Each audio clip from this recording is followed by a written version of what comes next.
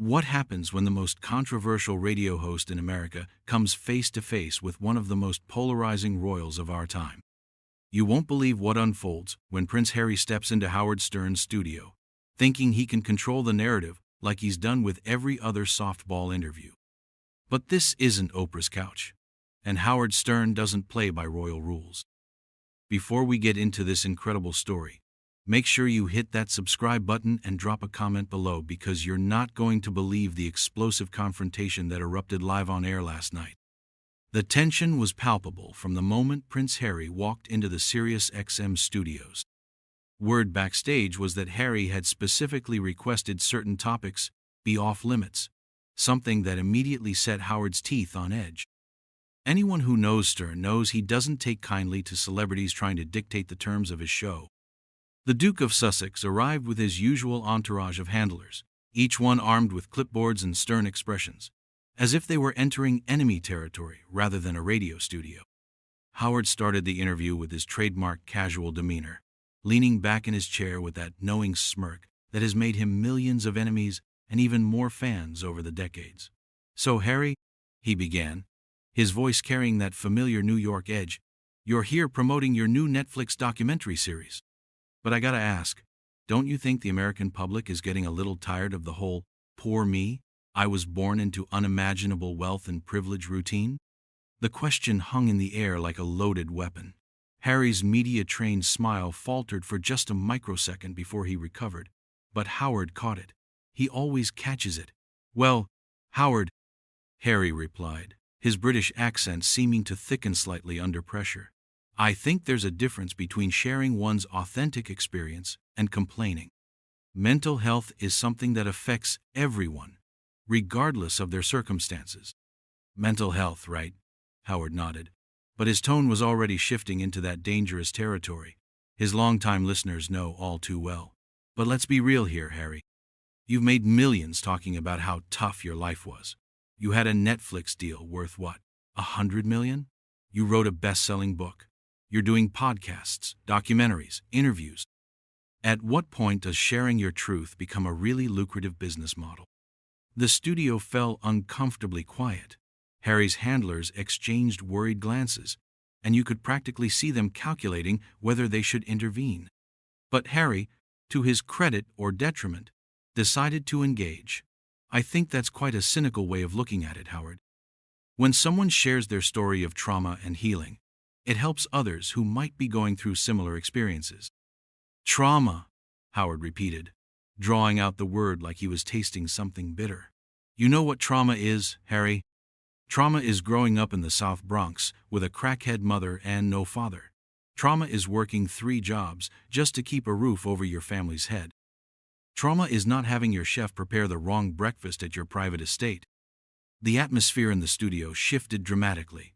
Howard's producer Robin Quivers, who had been relatively quiet up to this point, let out a barely audible, "Oh boy," sensing what was coming. Harry's jaw visibly tightened, and for the first time since entering the studio, his carefully constructed media persona began to crack. "That's incredibly dismissive," Harry shot back, his voice rising slightly. "Just because someone has financial security doesn't mean they can't experience genuine psychological trauma. The death of my mother, the constant media harassment, the institutional racism my wife faced."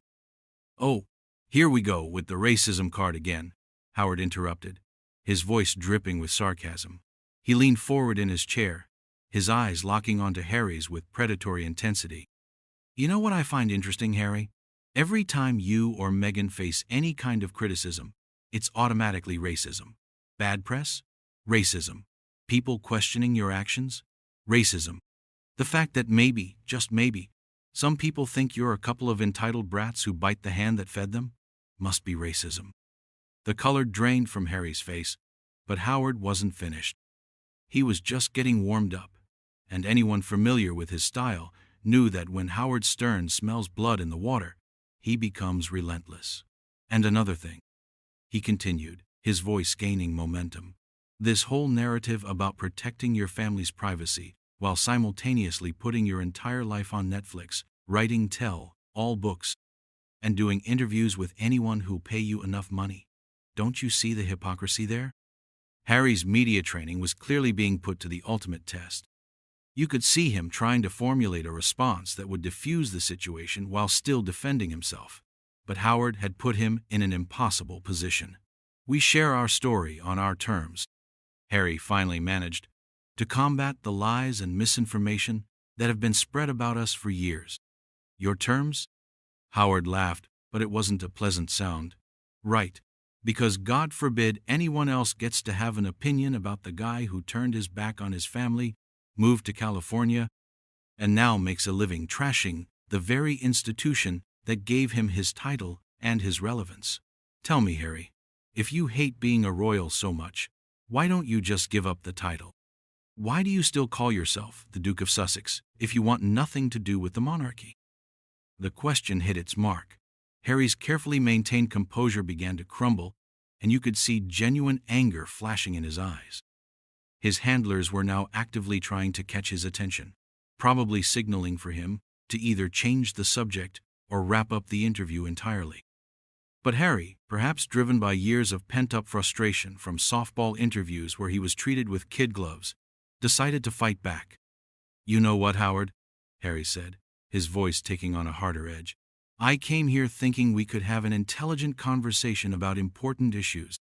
But clearly, you're more interested in cheap shots and tabloid-level gossip than actually discussing anything meaningful. Howard's eyebrows shot up, and a dangerous smile spread across his face. The king of all media had just been challenged on his own show, in his own studio, by someone who clearly didn't understand the fundamental rule of appearing on the Howard Stern show. Howard always wins. The tension in the room ratcheted up to an almost unbearable level, as everyone present realized they were witnessing something that would be talked about for years to come. Oh, I see, Howard said, his voice becoming deceptively calm. So now I'm the bad guy for asking you actual questions, instead of kissing your ass like Oprah and all the other sycophants you usually talk to. Here's a thought. Your Royal Highness, maybe. If you can't handle being challenged on your bullshit, you shouldn't be doing interviews at all. But what Howard said next would push Prince Harry completely over the edge, setting up a confrontation that neither man would walk away from unchanged. Howard leaned back in his chair with the confidence of a man who had spent decades perfecting the art of psychological warfare through radio waves. His next words came out with surgical precision, designed to hit exactly where it would hurt most. You know what I think this is really about, Harry? I think you're jealous. Jealous that your brother gets to be king while you're stuck making Netflix documentaries and begging for relevance in Hollywood. All this mental health and protecting my family nonsense is just cover for the fact that you're the spare who couldn't handle being second fiddle. The words hit Harry like a physical blow. His face flushed red, and for a moment the veneer of royal composure completely evaporated. Robin Quivers audibly gasped, knowing that Howard had just crossed a line that even he rarely crossed. The studio fell into dead silence, the kind of silence that precedes an explosion. "How dare you?" Harry whispered, his voice barely controlled. Then, louder. "How dare you reduce everything I've been through to jealousy? You have no idea what it's like to lose a parent the way I did, to have that trauma exploited by the press for decades, to watch your wife be systematically destroyed by the same machine that killed your mother." But Howard wasn't backing down. If anything, Harry's emotional response only energized him further. "Oh, spare me the melodrama," he shot back. "Your mother died in a car accident 26 years ago. At some point, don't you think it's time to stop using that as an excuse for every bad decision you make? And as for Meghan being systematically destroyed, she's a millionaire living in a mansion in Montecito. If that's destruction, sign me up." Harry's hands were visibly shaking now, his media training completely abandoned. "She was suicidal, Howard. My wife was driven to the point where she wanted to take her own life because of the treatment she received, and you're sitting here making jokes about it like it's some kind of game." "Suicidal?" Howard repeated, his tone shifting to something even more dangerous. "Let me ask you something, Harry. If Meghan was really in such a dark place, why didn't you just leave quietly? Why did you have to make a whole production out of it? Why the Oprah interview? Why the Netflix series? Why the book deals? If someone I loved was truly suffering, I'd get them help and get them out of the situation. I wouldn't turn their pain into a media empire. The accusation hung in the air like poison gas. Harry's breathing became visibly labored, and his handlers were now frantically trying to signal to him, probably suggesting he end the interview immediately. But Harry was beyond rational thought now, consumed by a rage that had been building for years. "You're sick," Harry said, his voice filled with genuine disgust. "You're actually sick. Do you get off on this? Tearing people down for entertainment? Making light of mental health struggles? No wonder your own relationships have been such disasters. Who could love someone so fundamentally cruel?" The personal attack on Howard's relationships was a tactical error of monumental proportions. Howard's expression changed completely, his predatory smile vanishing and being replaced by something much colder and more dangerous. The studio atmosphere became electric with tension, and everyone present knew they were witnessing something that would have consequences far beyond this single interview. "Oh, now we're getting personal?" Howard's voice dropped to a menacing whisper. "Okay, let's get personal, Your Royal Highness. Let's talk about how you abandoned your family when they needed you most. Your grandfather was dying, and where were you? Making deals in Hollywood. Your grandmother, who gave you everything, who protected you your entire life, and you couldn't even be bothered to show up for her final years because you were too busy playing victim in California." Harry shot to his feet, his chair scraping loudly against the floor. "Don't you dare talk about my grandmother. Don't you dare bring her into your sick little game." "Sit down," Howard commanded, but his voice had lost none of its authority despite Harry's obvious agitation. "We're not done here. You came on my show. You play by my rules. And my rules say we don't stop until we get to the truth." "The truth?" Harry laughed bitterly, but remained standing. "You wouldn't know the truth if it bit you in the ass. The truth is that you're a bitter old man who makes a living destroying people because your own life is so empty and pathetic that the only way you can feel powerful is by tearing others down." Howard stood up as well, matching Harry's aggressive posture. Despite being older, Howard's presence filled the room in a way that reminded everyone why he had dominated radio for decades. "The truth is that you're a spoiled brat who's never worked a real day in his life, who threw away everything he was given because he couldn't handle not being the center of attention. The truth is that you've turned your family's private pain into a public spectacle because you're too weak and too selfish to handle your problems like a man." "Weak?" Harry's voice cracked with emotion. "I served my country in Afghanistan while you were sitting in your comfortable studio making prank phone calls. I've dedicated my life to helping veterans, to mental health advocacy, to making a real difference in the world. What have you ever done besides mock people's pain for ratings?" "I've entertained millions of people for 40 years, Howard shot back. "I've built an empire by being honest about who I am and what I think. I don't hide behind charity work and victim narratives to avoid taking responsibility for my choices, and I sure as hell don't bite the hand that fed me and then cry about it when people call me out." The confrontation had reached a fever pitch, with both men now facing off across the studio like fighters in a ring.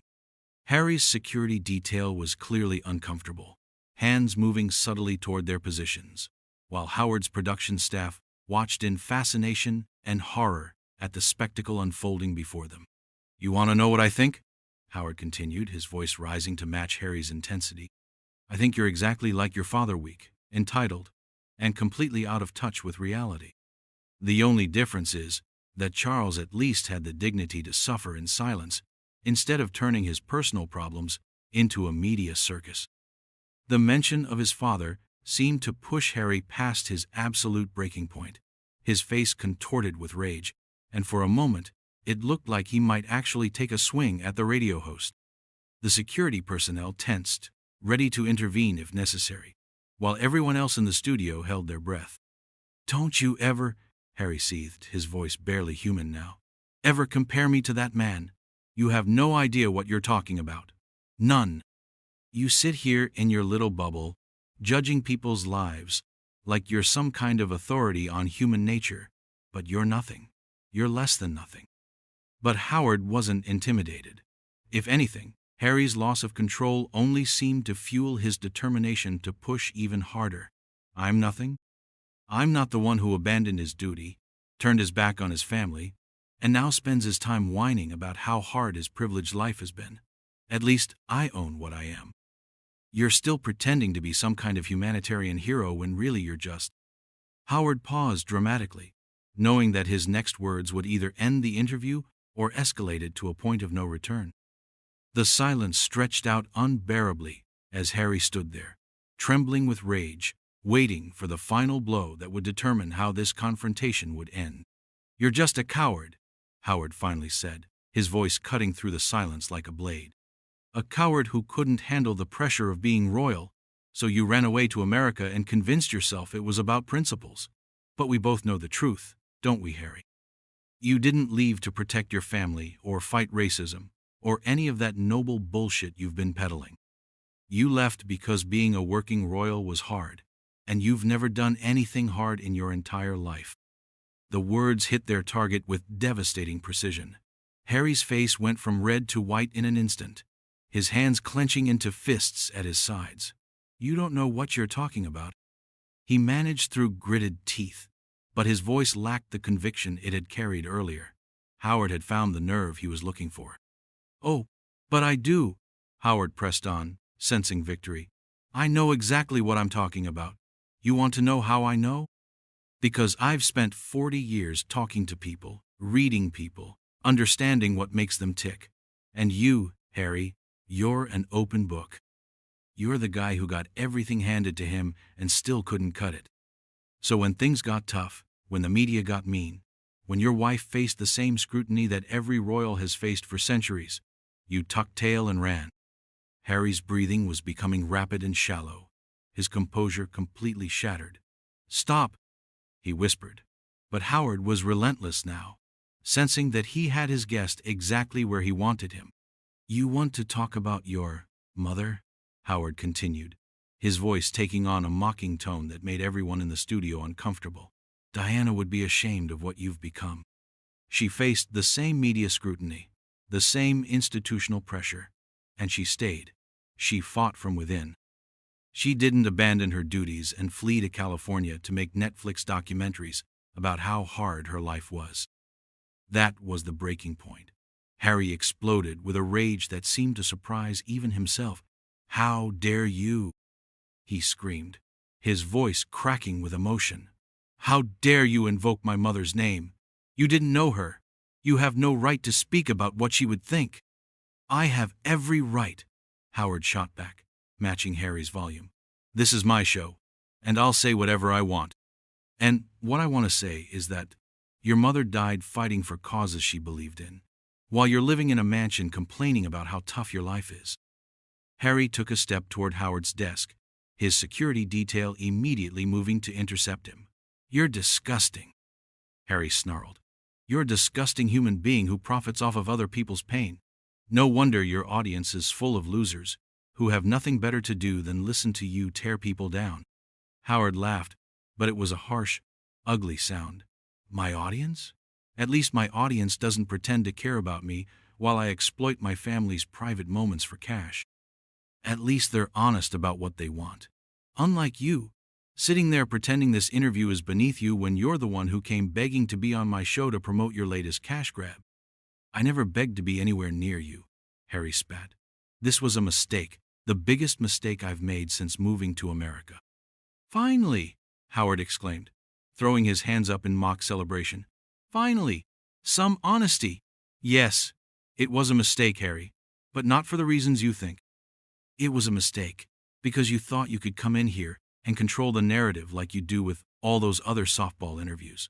You thought you could manipulate me the way you manipulate everyone else.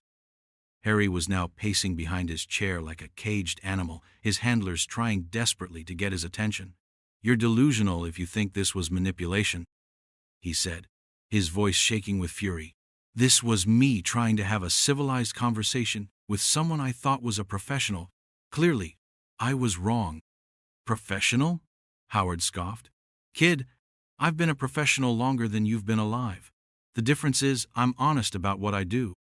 I tear people down for entertainment, and I'm damn good at it. You, on the other hand, pretend to be some kind of humanitarian while you're really just another celebrity cashing in on your trauma. That's it, Harry said suddenly, his voice deadly quiet. I'm done. This interview is over. He started to remove his headphones, but Howard wasn't finished. Oh no. You don't get to storm out and play the victim again, Howard called after him. You came on my show. You answer my questions. That's how this works. Harry spun around, his eyes blazing with an intensity that made everyone in the studio take a step back. I don't answer to you. I don't answer to anyone anymore. That's the whole point of leaving, which your tiny, bitter brain apparently can't comprehend. Then why do you still use the title? Howard demanded, standing up from his chair. Why are you still trading on being the Duke of Sussex if you're so independent? Why don't you just be Harry Mountbatten Windsor, private citizen, instead of milking your royal connection for every dollar it's worth? The question hung in the air like a challenge, and for a moment Harry seemed genuinely stumped. His mouth opened and closed, but no words came out. The silence stretched on, becoming more uncomfortable by the second. That's what I thought, Howard said with satisfaction. You can't give it up because without that title you're nothing. Without being a prince, you're just another C-list celebrity with daddy issues and a podcast nobody listens to. Something in Harry finally snapped completely. He ripped off his headphones and hurled them across the studio, where they crashed into the wall with a loud bang. You're sick, he screamed. You're actually sick. I feel sorry for anyone who has to be around you. Feel sorry for yourself, Howard shot back. You're the one who's going to have to live with being a disappointment to everyone who ever believed in you. Harry stood there for a moment, chest heaving, looking like he was deciding whether to say something else or just leave. Finally, he seemed to make his choice. You know what, Howard? You win. You got what you wanted. You turned this into a circus, and now you can play the clips and make money off of humiliating me. Congratulations. But Howard wasn't satisfied with that ending. Don't you dare try to make this about me exploiting you. You came here knowing exactly what kind of show this is. You thought you could handle it, and you couldn't. That's on you, not me. Everything is on me, apparently, Harry said bitterly. My mother's death, my wife's mental health struggles, my family's dysfunction, the media's treatment of us according to you. It's all my fault for not just shutting up and taking it. Now you're getting it, Howard said with a cruel smile. Finally, some self-awareness. Harry stared at him for a long moment, and when he spoke again, his voice was quiet but filled with genuine disgust. I actually pity you. I pity anyone who thinks this is what success looks like. Sitting in a studio, tearing people down, making money off of cruelty. What a sad, empty way to live. With that, Harry turned and walked toward the studio door, his security detail and handlers scrambling to follow him. Howard called after him one last time. Hey, Harry, thanks for proving my point about everything. Don't let the door hit you on your way back to irrelevance. Harry paused at the door, his hand on the handle, and for a moment it looked like he might turn around and say something else. Instead, he simply shook his head and walked out, leaving behind a studio full of stunned silence and the wreckage of what had started as a simple interview promotion. Howard sat back down in his chair, a satisfied smirk on his face, as he looked around at his shell-shocked staff. Well, he said into his microphone, I think that went pretty well. What do you think, Robin?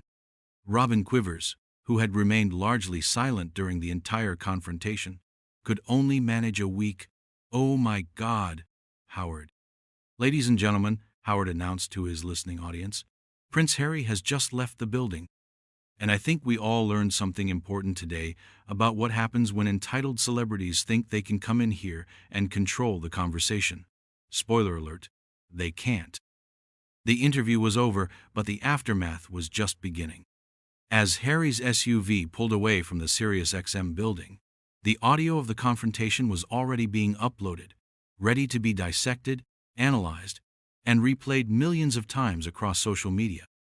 Howard had gotten exactly what he wanted, a viral moment that would be talked about for years. And Harry? Harry had learned the hard way that some battles are impossible to win, especially when you're fighting on someone else's turf.